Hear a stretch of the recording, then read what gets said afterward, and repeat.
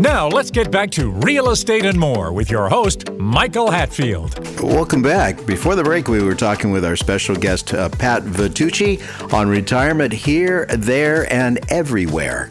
You know, I was enjoying it so much, let's get right back to it. You know, I had a guest the other day that was talking about how he and his wife had bought their first home and then they ran into a recession. In other words, the market, the ocean that all the home values swim in had kind of come back. When I met you, I had just retired from the airline and my son and my wife and I had built a spec home.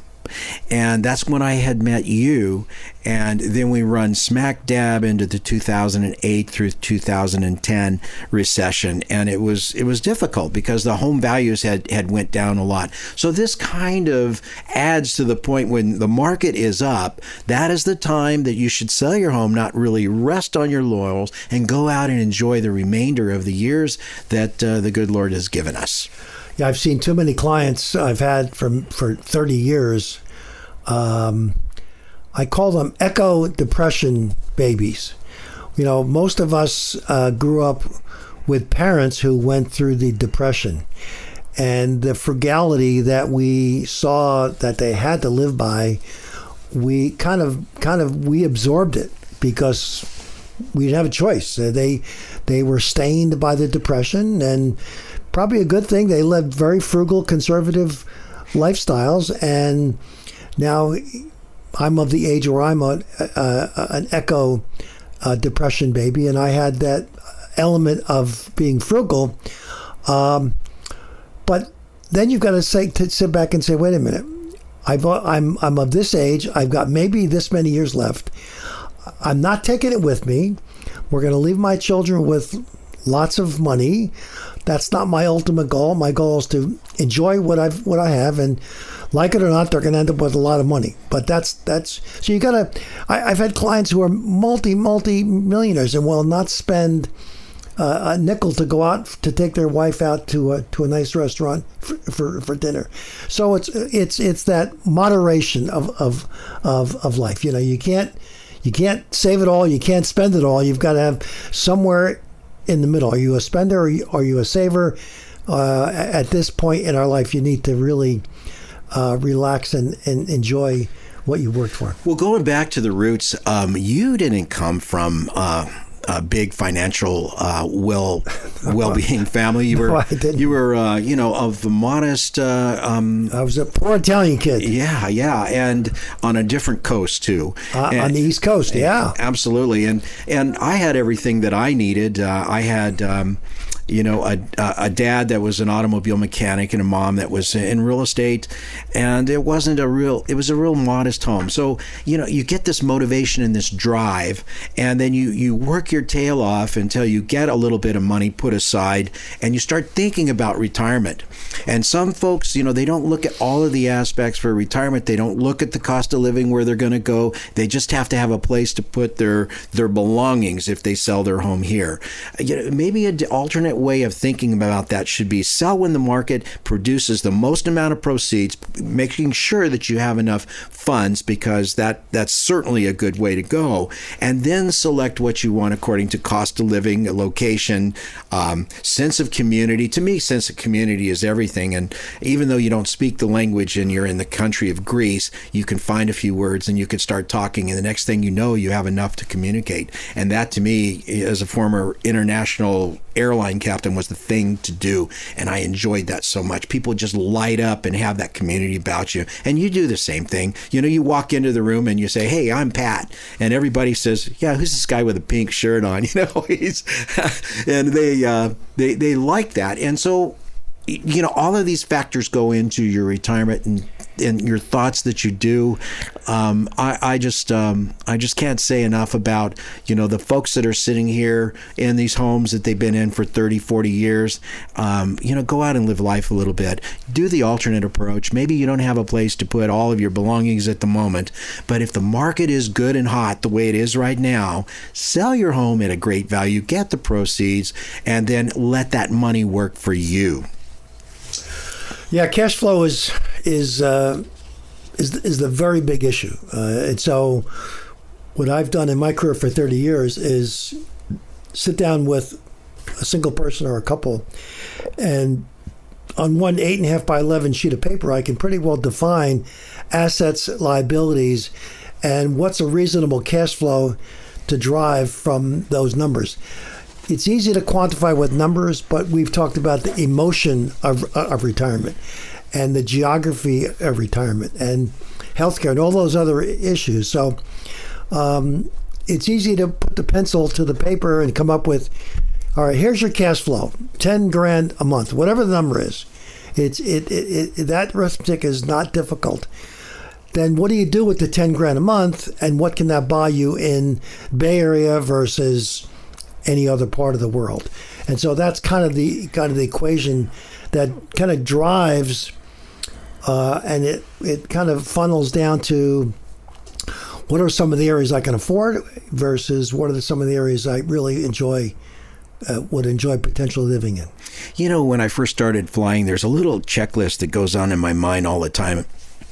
Amongst those other things that go on in my mind all of the time, it's number one, see your target clearly, which in this case would be good, suitable retirement elsewhere with all of the items that you just talked about, the sense of community, the cost of living, and all of those important factors, healthcare, which we know is really important. So number one is see your target clearly. Number two is plan a checklist.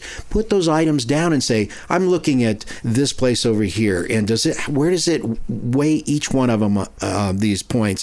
Where does this stack up as opposed to this other location?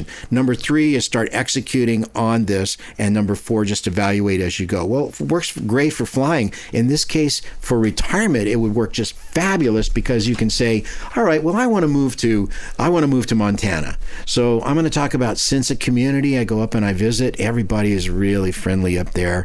It's in the middle of summer. There's a few bears looking around. Anyway, it's just unbelievable. Well, again, we're going on here with my good friend and an incredible guest, Pat Vitucci, been in the business of financial planning for a number of years, world-class traveler. He's done a lot of great things, and he's coached so many people in the right direction with their retirement. So, as we go on, one thing that comes to mind to me is, set those points out. If you go to look for a certain location and to do it, see your target, which would be retirement. Number two, plan your checklist. Number three, do each and every step on your checklist. And number four, evaluate as you go. It just occurs to me, like, if you look at one of these places, you can weigh how good each one of these are, the pros and cons, and it can really, really make a difference. Yeah, it's kind of a fun project, Michael. It's kind of, when you work for all those years, you kind of dream about retirement, and you don't want to make retirement into a stressful horror show. I mean, and you could drive yourself a little wacky, and then all of a sudden your stress level gives you some health issues. So you want to do it in a very relaxed mode, and there's no you don't have to get it done by next weekend. So it's a very methodical planning process that between you as a realtor and me as a financial advisor, we've been working together with clients for many, many years, and it's that collective coaching. I don't know a lot about real estate. I know it's an important element in a financial plan, but so your expertise with Nancy coaching on the real estate side, and then I include those numbers as part of the equation that kind of dictates what your cash flow is going to look like. Really results in a very strategic, well thought out plan that can hopefully bring some favorable results. Yeah, I saw this one couple that actually, they didn't look at all of the aspects that we've talked about, the cost of living, including taxes, this and that. And they just looked at the sense of community, but it was more a sense of family. They followed one of their children north, and then pretty soon it wasn't the best thing. Then they followed another one of their children elsewhere.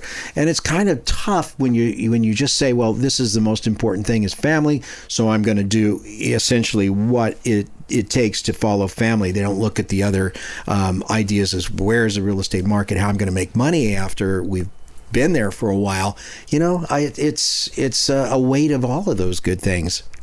Yeah, I've seen clients follow their children, and if their children are successful and they get transferred from, they move with their kids to Michigan, and then the kid gets promoted to Idaho, and they move to Idaho, and then the kid gets promoted again to Nevada.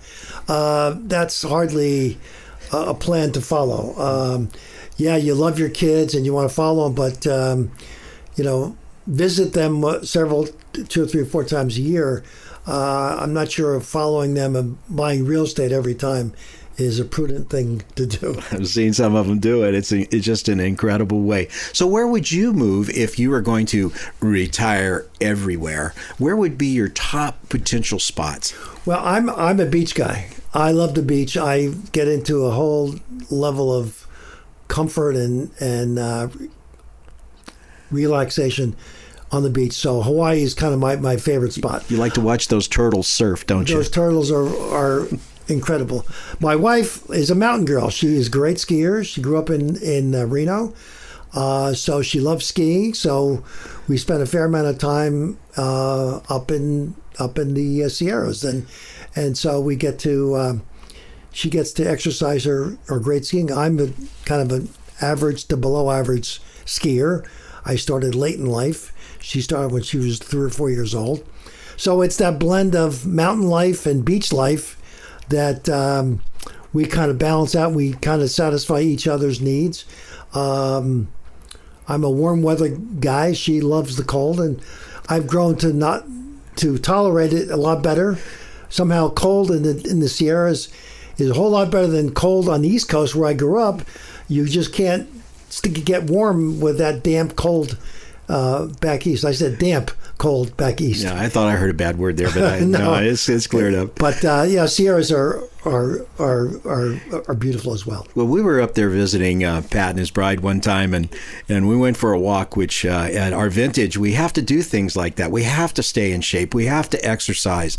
If you're in cold environment, you have to find alternate ways to do it. And for me, I'm with you that it's much easier to get that exercise you need to keep everything working that needs to be working. And I remember we were taking that walk, and Pat kept looking around for the bears, because there were bears visiting it everywhere. And you got to look out for the bears no matter where you are. Yep. No, it's, the mountains are beautiful. So living in the western part of the country is certainly, we're blessed with mountains, we're blessed with ocean, and how do you beat that? How do you beat that combo?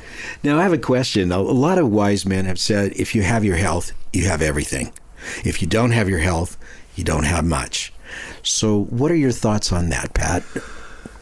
Well, I think you touched on it. Exercise is one of those things that I never really like to do. You and I work out a fair amount, and we commit to 1 hour at the gym, and we kind of buddy up and help each other out. And I watch the clock the entire hour because I hate exercising. I hate lifting weights. But at our age, if you don't stay healthy, and God knows what's in store for us tomorrow, so we take every day as a blessing. But healthcare is now one of those more of a preventative issues that it's always top of mind. When you're working, you try and squeeze in a run here or an exercise there. But when you retire, it becomes more of a priority. And getting your annual physical, we know all that's important. Doing all your diagnostic testing. So it becomes much more top of mind than when you get to when we're on the back nine, as we say. You're on the back nine. I'm going to live about another 100 years. Well, yeah, that's true. That's probably true. Well, Pat Vitucci, I have to tell you, I've had a wonderful time this morning being with you and talking about real estate and more, as well as talking about retirement and some thoughts and ideas on how a person can move into that retirement mode and enjoy the rest of their years. And I have to tell you, some spots international seem to have a lot of draw, which I didn't quite realize as much as I do now because of the cost of living and, of course, the sense of community with some of those communities abroad. A special thanks for my friend Pat Vitucci for being on the show today and providing some insight into retirement here, there, or perhaps everywhere. Last week, my partner Nancy and I were discussing how the practice of real estate used to be a few decades ago as to how it is now, where much information is presented on the internet. Sometimes new clients will take information they derive from the internet as advice. Taken further, this information may come into conflict with what the real estate professional is telling them.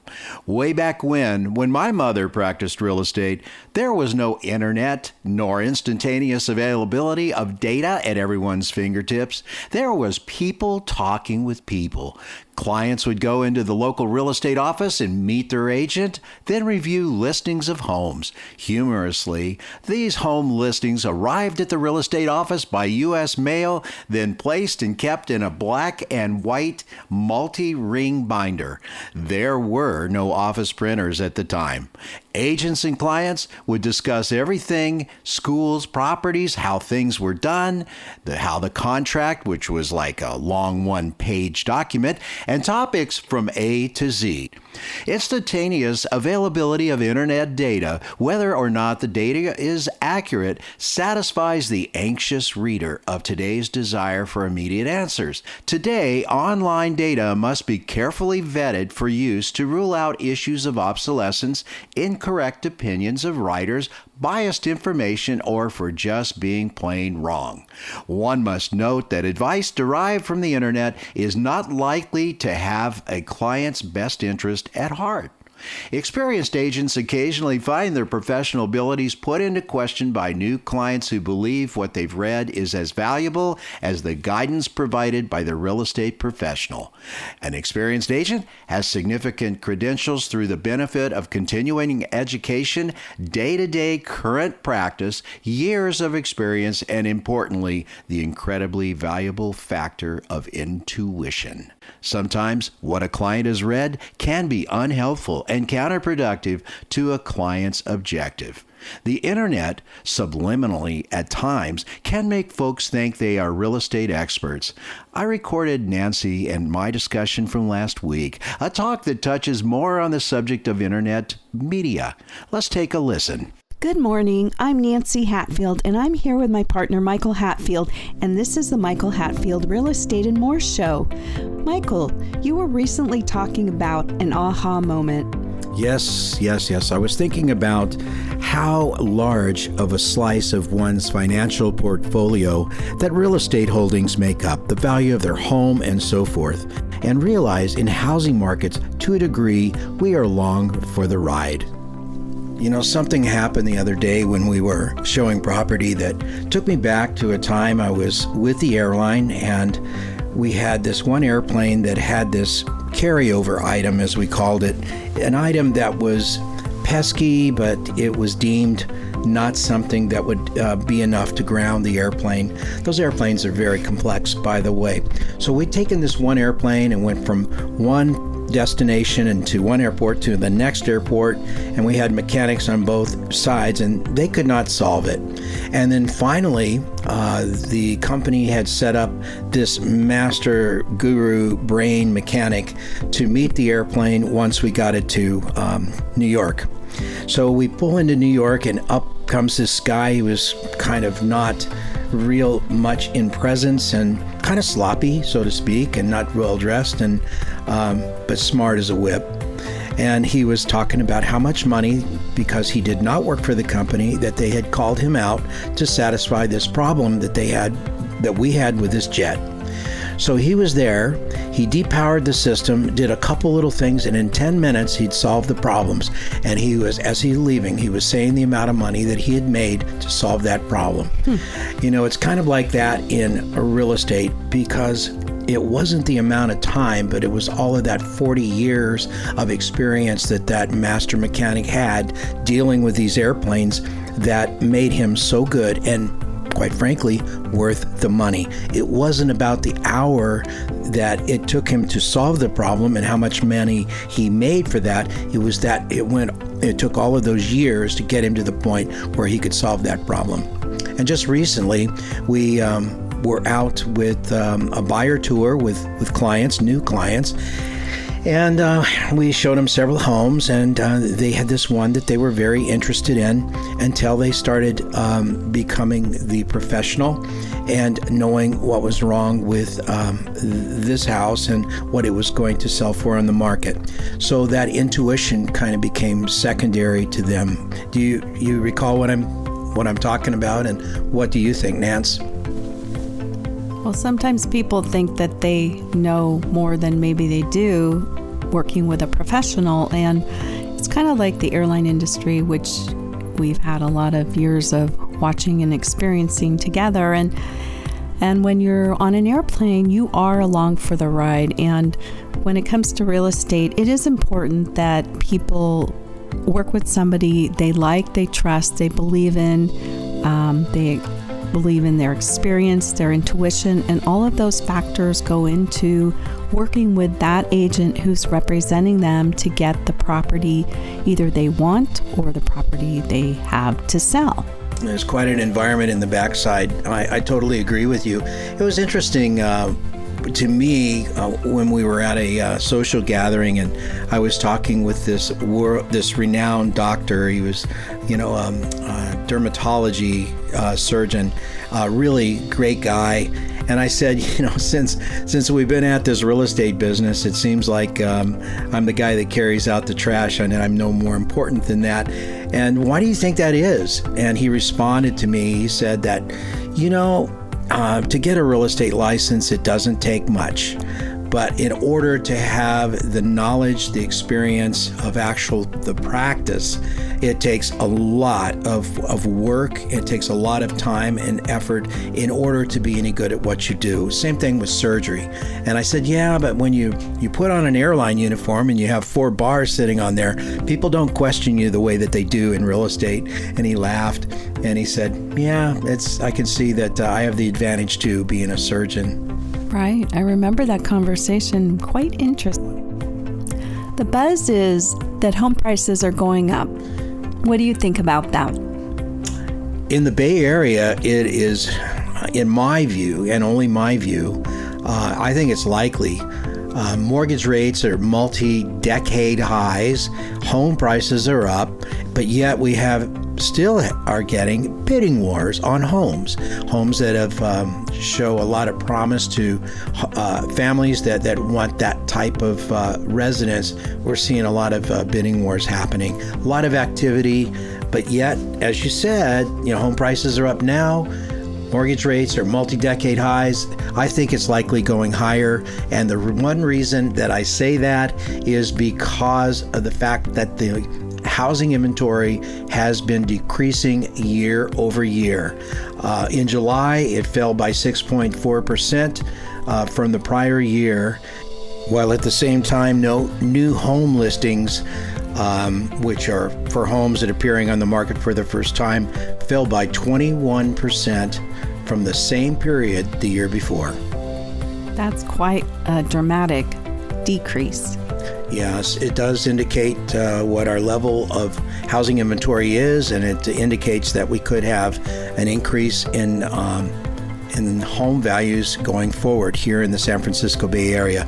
Interestingly, Nance, in other areas of the country, they don't have appreciation like we do. This is kind of a norm here in the San Francisco Bay Area to buy a home for X and then 10 years later be able to realize a significant gain. So yes, with all of the factors that I'm seeing now, barring anything happening that is outside the parameters of the housing market in the Bay Area, I see housing values going higher. There was something I read recently that said something like 4 out of 10 homes were sold above the list price as of like the middle of June or something. And then in 2018, back to 2018, only 1/3 of homes were sold for over list price. And it's interesting when we work with first-time home buyers, sometimes they wonder, well, there's a list price, but can we go a lot under that? And often that's not the case if they really want to be successful at buying a particular home. So that's a hard thing to learn about when you're trying to buy a house and you're spending a lot of money, especially in this immediate area in the Bay Area. For sure, it doesn't seem to make a lot of sense to run a race if you're not going to win it. And just being part of making an offer, I mean, it's an exhausting process to make a really good offer on a house, but why get in the race if you know for right at the beginning you're not going to win it?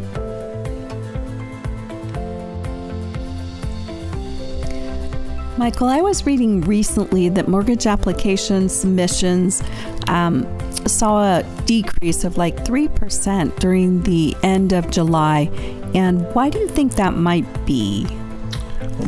So many of our buyers today are young folks of millennial age, and we use that term, and they're hyper-focused on interest rates, mortgage interest rates, and the affordability of a loan that may be attached to it. So as the interest rates have been successively increasing to their multi-decades high amount that we have right now, but still not really all that high, they have less desirability to go out and buy a home. So they put it on pause and just don't make a submission for a loan until they have a home in their sights that they can't live without. Yeah, understand. You've been listening to Real Estate and More on KGO The Spread. We appreciate you tuning in today and look forward to next week when we can once again take a look at our Bay Area housing markets and the human element that surrounds those housing markets. The views and opinions expressed are based on current economic and market conditions and are subject to change. Information on the show provided for illustrator purposes only and does not constitute professional or legal advice. Information from sources deemed reliable, but accuracy and completeness not guaranteed. Michael Hatfield and the Michael Hatfield RE/MAX team have no liability for information discussed on the show. Consult with qualified professionals prior to taking action. We at the Michael Hatfield RE/MAX team enjoy representing our valued clients. If you or someone you know is interested in buying or selling and wishes to schedule a complimentary appointment with the Michael Hatfield RE/MAX team, call us at 925-322-7775. That's 925-322-7775. Or go to our website, michaelhatfieldhomes.com. I'm Michael Hatfield. Thank you for listening today. Join us next Saturday at 9 a.m. for the next Real Estate and More, when we again sharpen our focus on how's the market. Join us next Saturday morning at 9 and have a wonderful week. Best wishes and blessings to you. DRE 01493761.